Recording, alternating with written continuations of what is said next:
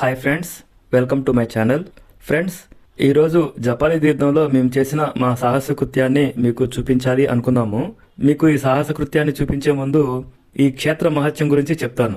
తిరుమలకు వెళ్ళిన వారు తిరుమలను మాత్రమే కాకుండా తిరుమలపై నెలకొని ఉన్న కొన్ని క్షేత్రాలను కూడా సందర్శిస్తూ ఉంటారు. అందులో ముఖ్యమైనవి పాపనాశనం, ఆకాశగంగా, జపాలి తీర్థం, ఇంకా కొన్ని ఉంటాయి. అయితే దాదాపు ఈ క్షేత్రాలన్నీ కూడా జపాలి తీర్థంతో కనెక్ట్ అయి ఉన్నవి అని అనిపిస్తాయి.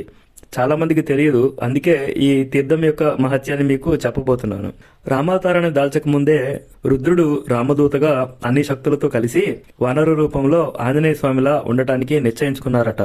అప్పుడు జాబాలి అనే మహర్షి హనుమంతుని అవతారానికి ముందే ఆ రూపాన్ని ప్రసన్నం కావించుకున్నటకు ఎన్నో ప్రదేశాలలో తపస్సు చేస్తూ తిరుమలలో ఉన్న ఈ ప్రదేశంలో జపాలు, హోమాలు చేశారట. ఆయన భక్తికి మెచ్చి భగవంతుడు తన యొక్క రాబోయే హనుమంతుని రూపాన్ని ముందే ఆయనకు చూపించారట.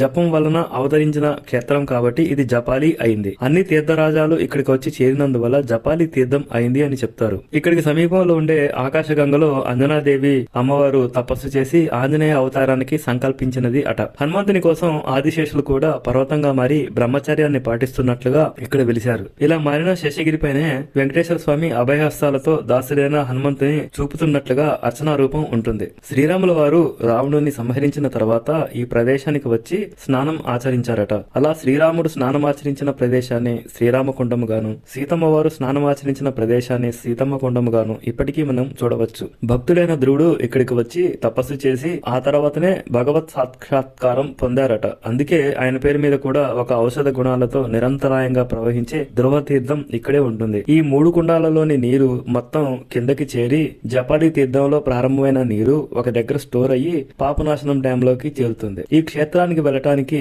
ఏపీఎస్ఆర్టీసీ వారు ఒక టూర్ ప్యాకేజ్ లాగా మనకి 120 రూపాయలతో 6 క్షేత్రాలను దర్శించుకునే విధంగా మనకు ఇస్తారు. జపాలి తీర్థాన్ని దర్శించుకోవాలంటే కింద నుంచి ఒక పెద్ద కొండపైకి వెళ్లి అక్కడ నుంచి కింద దిగినట్లుగా ఉంటుంది. దాదాపుగా 2 కిలోమీటర్ల దూరం పూర్తిగా మెట్లతో కూడిన మార్గం ఉంటుంది. మేము ఆ మార్గం గుండానే పైకి ఎక్కాము. అయితే మధ్యలో కింద అక్కడక్కడ డొంక రోడ్డు కనపడుతూ చాలా మంది వెళ్తూ కనిపిస్తూ ఉంటారు. మాకు దాని గురించి అవగాహన లేదు కాబట్టి మేము ఏమి చేసామంటే మొదట జపాలిని ఆ మెట్ల మార్గం ద్వారానే దర్శించుకున్నాం. తిరిగి వెళ్లేటప్పుడు చాలా మంది ఈ మార్గంలో వెళ్తూ ఉన్నారు అన్నాం కదా. ఆ మార్గంలో సెక్యూరిటీ గార్డులు, అక్కడ వ్యాపారం చేసుకునే వారు వెళ్తూ ఉండడం గమనించి ధైర్యం చేసి వారితో వెళ్లిపోయాం. మా కాళ్ళకు చెప్పులు కూడా లేవు. స్వామివారి మహత్యంతో కింద అంతా ఆకులతో నిండి ఉండటం వలన ఎటువంటి ఇబ్బంది అనిపించలేదు. ఎక్కడ ముళ్ళ చెట్లు గాని ఏమీ లేవు. ఎటువంటి ఆయాసం లేదు. దాదాపు 1 కిలోమీటర్ దూరంలోనే మనకి వెళ్లవలసిన డెస్టినేషన్ కనపడుతూ ఉంటుంది. దారి మొత్తం ట్రెక్కింగ్ చేసినట్లుగా ఉంటుంది. ఎడం చేతి వైపు పూర్తిగా పాపనాశనం డ్యామ్ కు సంబంధించిన బ్యాక్ వాటర్ కనపడుతూ ఉంటుంది, కనువిందు చేస్తూ ఉంటుంది. కుడివైపున దాదాపుగా 200 మీటర్ల ఎత్తుపైన అక్కడక్కడ మెట్లు కనపడుతూ ఉంటాయి. కొన్ని ప్రదేశాలలో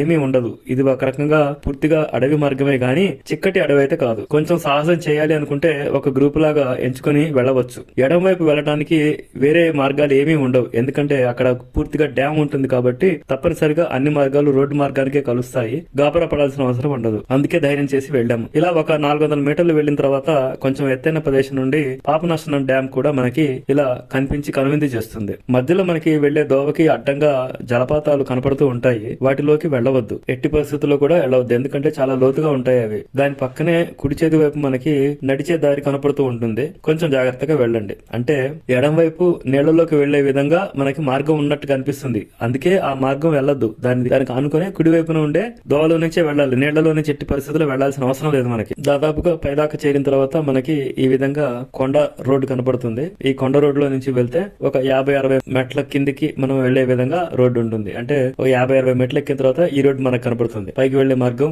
మొదట మనకు అనిపించలేదు కదా. ఈ 50 మెట్లు ఎక్కిన తర్వాత దాదాపుగా ఈ రోడ్డు కనపడుతుంది. ఈ రోడ్ లో నుంచి మనం వెళ్తే బ్యాక్ వాటర్ ఉండే ప్లేస్ దాకా వెళ్తుంది. ఇది బ్యాక్ వాటర్ లోకి మనం వెళ్ళొద్దు. మళ్ళీ లెఫ్ట్ సైడ్ తీసుకుంటే మళ్ళీ ఇంకో రోడ్డు కనపడుతుంది. అట్లా వెళ్తూ వెళ్ళొచ్చు అనమాట. చూస్తున్నారుగా ఫ్రెండ్స్, ఈ ప్రదేశం నుండి మేము వచ్చాము. పుణ్యక్షేత్ర దర్శనంలో ఇలాంటి సాహస కృత్యాలు మనకి చెప్పలేనంత ఆనంద అనుభూతులను ఇస్తుంది. 2 కిలోమీటర్ల దూరం ఉండి చాలా సులభంగా ఎటువంటి ఆయాసం లేకుండా సింపుల్ గా ఒక 400 మీటర్లతోటే కంప్లీట్ చేయగలిగాము. ఒకసారి జపాలి తీర్థానికి వెళ్ళినప్పుడు ఇలా ట్రై చేయండి ఫ్రెండ్స్. జాగ్రత్త, చాలా జాగ్రత్తలు తీసుకుని వెళ్ళండి. చెప్పులు వేసుకుని వెళ్ళండి తప్పనిసరిగా. ఓకే ఫ్రెండ్స్, మా ఛానల్ మీకు నచ్చితే తప్పనిసరిగా లైక్ చేయండి, సబ్స్క్రైబ్ చేసుకోండి. మా ఛానల్ కంటెంట్ ని షేర్ చేయండి ఫ్రెండ్స్.